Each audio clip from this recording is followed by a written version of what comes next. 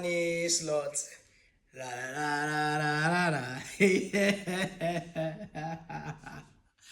What a game against Bournemouth. What a game.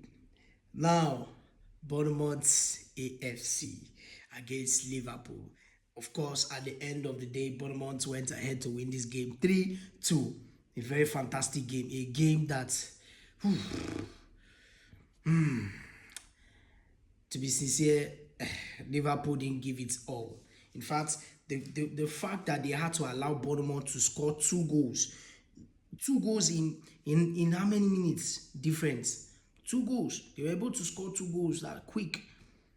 They allowed them to, by doing that, it came back to hurt them at the end because that was part of what played that made them the game kind of like a draw game. Because I didn't mean they didn't do that, maybe Liverpool would have been saying a different thing now. So first of all, Evan Nelson with the first goal, and then the second goal, of course, came with Alexandro Jimenez, yes, and his first goal in the Premier League, of course, for the player, of course, for Bournemouth. So it's a very good one for Bournemouth. That was a very good game from the first half. But at some point, they went ahead to sit back, and they just allow. When you do that against Liverpool, they're going to come and hurt you. So if you're going to allow Liverpool to come and sit back, you have to find a way with all that you got to be able to, play a low block or just make a concrete defensive block line. And at the end, Virgil van Dijk, after being nonchalant, most especially in that first goal that was supposed to remove that ball. But I think he wanted to do there was he was thinking that the ball was going to go out.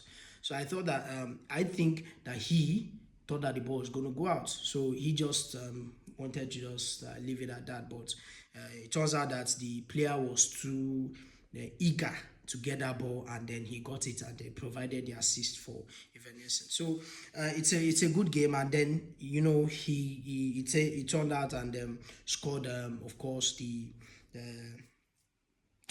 first goal of the game for Liverpool, and that made it 2-1. And of course, in the halftime, second half, that was how it ended 2-1 in the first half. And then in the second half, Liverpool just started pressing and pressing. And I knew one thing: it's all about time. You understand? It was just a matter of time for Liverpool to score the equalizer. It was just a matter of time. So, and if you give Liverpool the